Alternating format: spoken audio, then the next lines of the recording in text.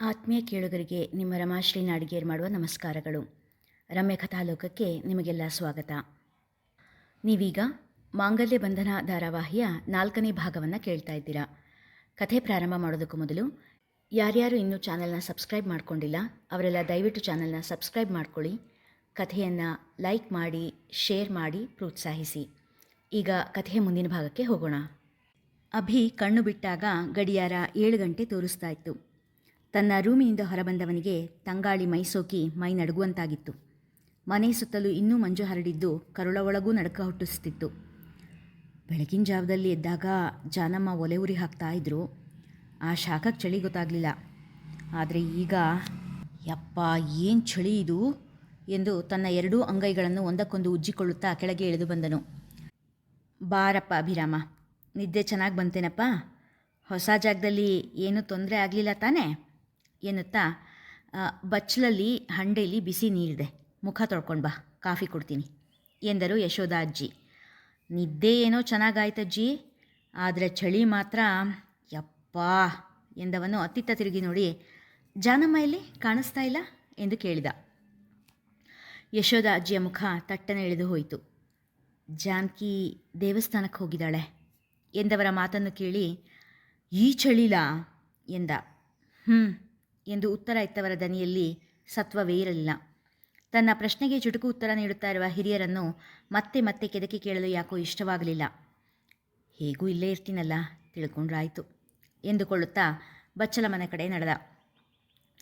ಯಶೋಧ, ಜಾನಕಮ್ಮ ದೇವಸ್ಥಾನದಿಂದ ಬಂದ್ಲೇನೆ ಘನಪಾಠಿಗಳು ಕೇಳಿದಾಗ, ಇನ್ನೂ ಇಲ್ಲ ಎಂಬಂತೆ ಸಣ್ಣಗೆ ತಲೆ ಆಡಿಸಿದರು ಯಶೋಧ. ಈಗ ತಲೆ ತಗ್ಸಿ ಏನು ಉಪಯೋಗ? ಮಾತಾಡಬೇಕಾದ್ರೆ ಮೈಮೇಲೆ ಎಚ್ಚರ ಇರಬೇಕು. ನೋಡು, ನೀನು ಒಂದು ಮಾತಿಗೆ ಆ ಮಗು ಎಷ್ಟು ಕಷ್ಟಪಡ್ತಾ ಇದೆ. ಪತಿಯ ಮಾತಿಗೆ ಯಶೋಧ ಅವರ ಕಣ್ಣಲ್ಲಿ ಹನಿ ಕಾಣಿಸಿತು. ಇಷ್ಟೂ ಮಾತು ಅಭಿಯ ಕಿವಿಗೆ ಬಿದ್ದರೂ ಏನೂ ಕೇಳಿಸಿಕೊಳ್ಳದವನಂತೆ ಅಡಿಗೆ ಮನೆಗೆ ಬಂದ. ಅಜ್ಜಿ, ಕಾಫಿ ಎಂದು ಕುಳಿತ ಹುಡುಗನ ಕಡೆ ವಾತ್ಸಲ್ಯದ ನೋಟ ಬೀರಿದ ಯಶೋಧ, ಅಲ್ಲಿ ದೊಡ್ಡದೊಂದು ಕುಂಟೆನೇ ಒಲೆಗೆ ಹುಡಿದೀನಿ, ಒಲೆ ಹತ್ರನೇ ಬಾ, ಚಳಿಗೆ ಹಿತವಾಗಿರುತ್ತೆ ಎಂದರು. ಸರಿಯೆಂದು ತಲೆ ಆಡಿಸಿದ ಅಭಿ ಒಲೆಯ ಬಳಿಯಲ್ಲೇ ಕುಳಿತು ಕಾಫಿ ಲೋಟ ಹಿಡಿದ. ತನ್ನ ಮನೆಯಲ್ಲಿ ಯಾವಾಗಲೂ ಸ್ಟ್ರಾಂಗ್ ಕಾಫಿಯನ್ನು ಕುಡಿದ ಅವನಿಗೆ ಸ್ವಲ್ಪ ಹೊಗೆ ವಾಸನೆ ಇರುವ, ಹಾಲು ಕಡಿಮೆ ಹಾಕಿದ್ದ ಕರಿ ತಿಳಿ ಕಾಫಿ ಕುಡಿಯುವುದು ಕಷ್ಟವೇ ಆಯಿತು. ಹೊಗೆಯ ವಾಸನೆಗೆ ಕಾಫಿ ಒಳಗೆ ಹೋಗಲಾರೆ ಎಂದು ಮುಷ್ಕರ ಮಾಡುತ್ತಿತ್ತು. ಎದುರಲ್ಲೇ ಕುಳಿತು ಅದೇ ಕಾಫಿ ಕುಡಿಯುತ್ತಿದ್ದ ಅಜ್ಜಿಯನ್ನು ನೋಡಿದವನು ಕಷ್ಟಪಟ್ಟು ಕಾಫಿಯನ್ನು ಗಂಟಲಿನಿಂದ ಒಳಗೆ ಇಳಿಸಿದ. ಯಶೋಧ ಅಜ್ಜಿ ಎಂದು ಜೋರಾಗಿ ಕೂಗುತ್ತಾ ಬಂದ ಹುಡುಗಿ ಹಿಂದು ಮುಂದಾಗಿ ಕುಳಿತಿದ್ದ ಅಭಿಯ ಬೆನ್ನಿನ ಭಾಗ ಕಂಡು ಸೌಮ್ಯವಾಗಿ, ಯಶೋಧ ಅಜ್ಜಿ, ಅತ್ತೆ ದೇವಸ್ಥಾನದಿಂದ ಬಂದ್ಲಾ ಎನ್ನುತ್ತಾ ಬಾಗಿಲ ಬಳಿಯೇ ನಿಂತಳು. ಇಲ್ಲ ಕಣೆ, ಇನ್ನೂ ಬಂದಿಲ್ಲ.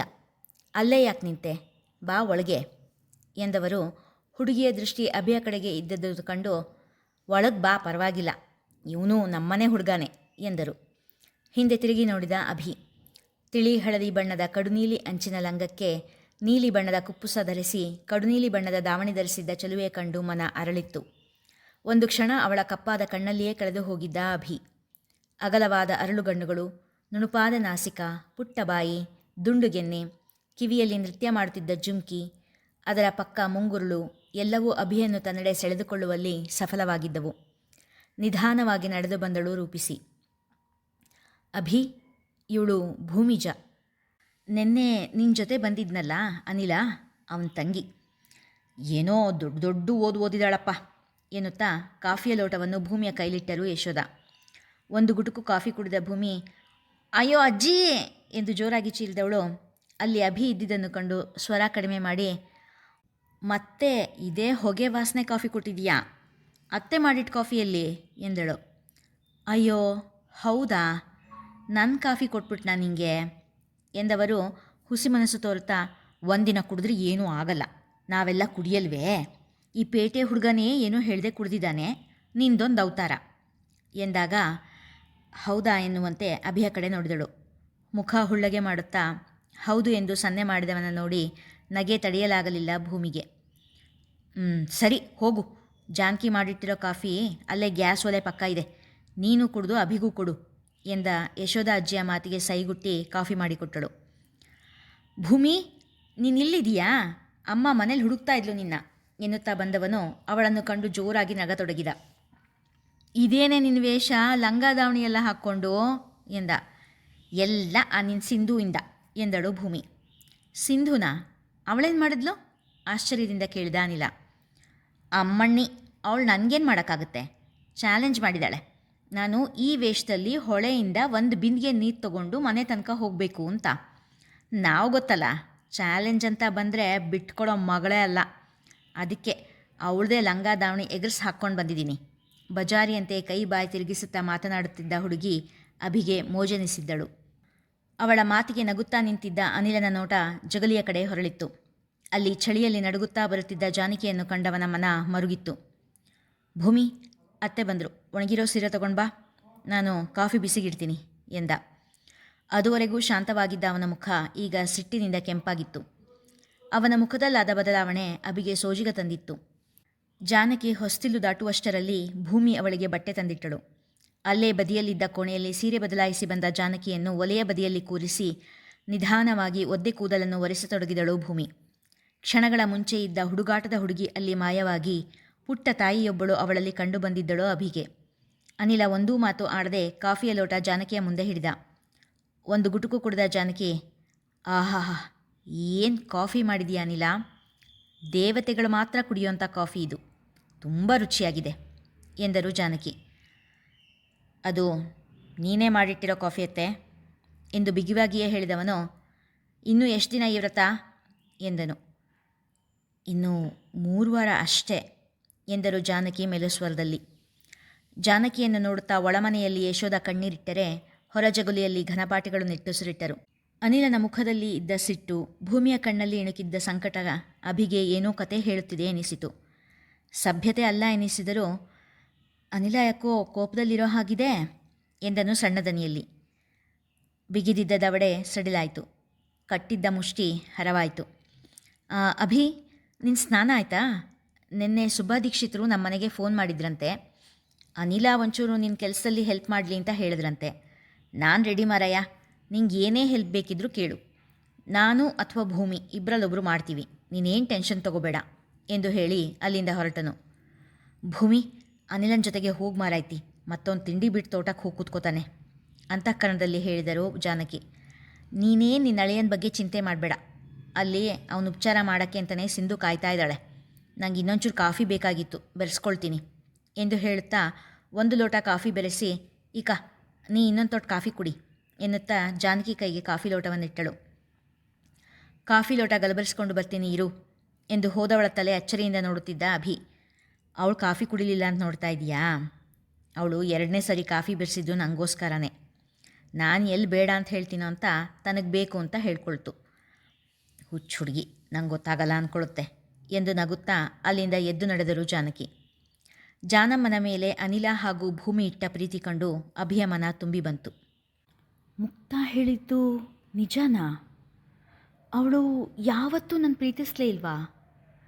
ಆದರೆ ನಾನು ಮಾತ್ರ ಕಾಯ ವಾಚ ಮನಸ್ಸ ಅವಳನ್ನೇ ಪ್ರೀತಿಸಿದ್ದು, ಬರೀ ಪ್ರೀತಿಸಲಿಲ್ಲ, ಆರಾಧಿಸ್ದೆ.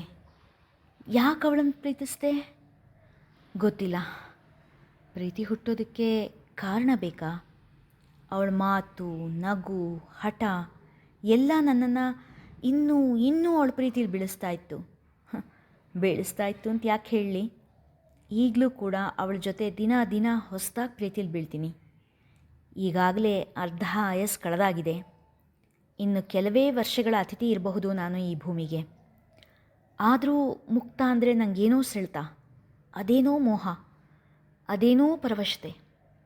ಮುಕ್ತ ನನ್ನ ಜೀವ, ಮುಕ್ತ ನನ್ನ ಆತ್ಮ. ಆದರೆ ಮುಕ್ತ ಯಾಕೆ ನನ್ನನ್ನು ಪ್ರೀತಿಸಲಿಲ್ಲ? ಅವಳು ಯಾಕೆ ನನ್ನ ಬಿಟ್ಟು ಹೋಗಬೇಕು ಅಂತಿದ್ದಾಳೆ? ಹಾಸಿಗೆ ಮೇಲೆ ಮಲಗಿದ್ದ ಕೋದಂಡವಿನ ಯೋಚನೆಯ ತುಂಬ ಮುಕ್ತಾಳೇ ತುಂಬಿದ್ದಳು. ಅವನಿಗೆ ಇರುವ ಕಾಯಿಲೆ ಏನು ಎಂಬುದೇ ತಿಳಿಯುತ್ತಿರಲಿಲ್ಲ. ತುಂಬ ಚಟುವಟಿಕೆಯಿಂದ ಇದ್ದವನು ಇದ್ದಕ್ಕಿದ್ದ ಹಾಗೆ 1-2 ತಿಂಗಳಿನಿಂದ ಹಾಸಿಗೆ ಹಿಡಿದಿದ್ದ.